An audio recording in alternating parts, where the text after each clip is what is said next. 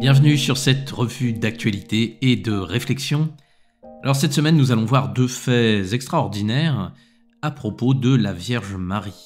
Le premier se déroule en Italie et concerne une statue de la Vierge qui aurait pleuré très récemment. Et le second se passe en République démocratique du Congo, à la paroisse Saint-Augustin de la commune de Lemba à Kinshasa. Et là, c'est une statue de la Vierge qui aurait bougé. Et nous verrons le film par la suite. Bien sûr, nous allons analyser tout cela. Alors, c'est parti.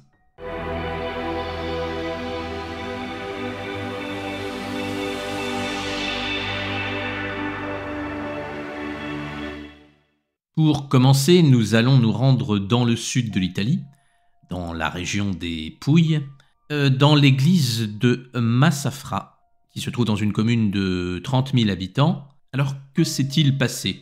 Eh bien, le 28 octobre dernier, vers 22h, il y a un enfant qui a remarqué que des gouttes coulaient sur le visage de la Vierge Marie, en particulier sur son œil droit.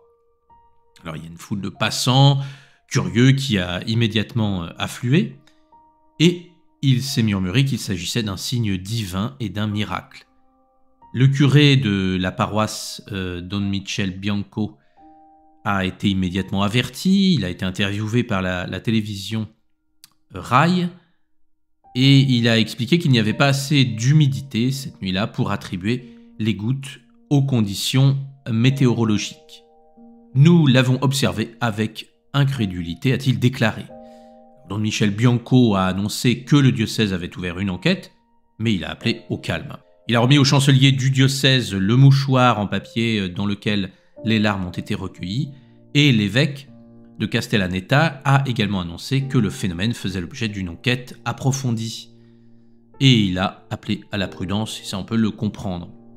Donc sachez que les images des caméras de surveillance vont aussi être inspectées.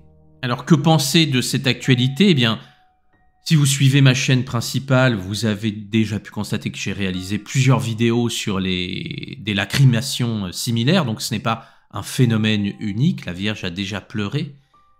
Toutefois, je comprends la prudence de l'évêque, parce qu'il est très facile de truquer une statue pour faire croire à un faux miracle, avec des systèmes de tuyaux, de pompes, ou même des injections avec des seringues dans des statues en plâtre. Vous pouvez simuler de fausses larmes, voire même plusieurs heures après.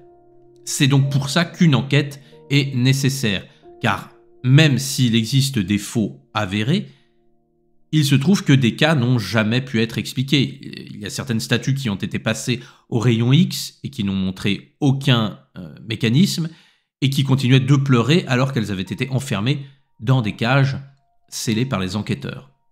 Donc de mon côté, je vous invite à attendre le résultat des enquêtes, parce qu'encore récemment en Italie, il y avait une femme qui avait fabriqué de fausses statues de la Vierge qui pleurait, et elle en avait tiré de belles sommes d'argent en laissant croire aux plus crédules que c'était un miracle.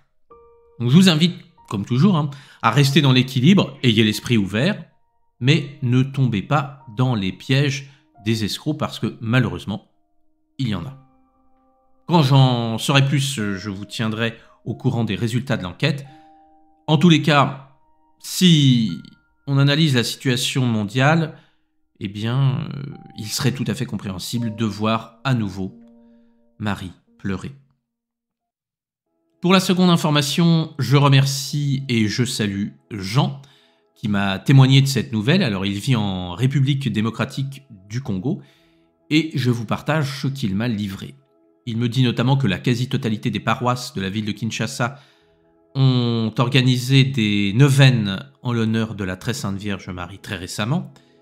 Donc vous voyez que la dévotion à la Vierge Marie est très forte là-bas et nous ne pouvons que nous en inspirer. Ensuite, il me dit que dans la paroisse Saint-Augustin de la commune de Lemba, toujours à Kinshasa, après la messe de clôture, alors que les fidèles se pressaient à illuminer le sanctuaire marial de cette paroisse par leurs bougies allumées, le pied de la statue de la Vierge s'est animé, juste à l'endroit où elle écrase le serpent. Alors il n'y a pas encore de confirmation officielle de l'archevêque, ou des services, mais le curé et les fidèles de cette paroisse sont formels à propos de ce fait. Jean m'a envoyé une vidéo sur laquelle on peut voir ce phénomène et je vous propose tout simplement de la regarder.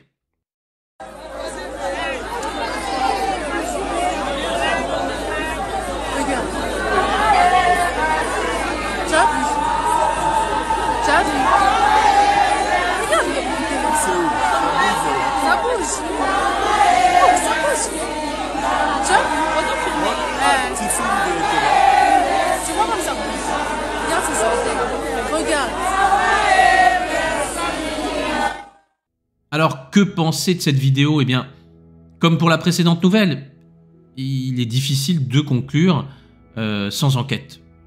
Parce que parfois, ce type de vidéo résulte d'une illusion d'optique, ou alors de jeux de lumière qui peuvent laisser croire à un mouvement.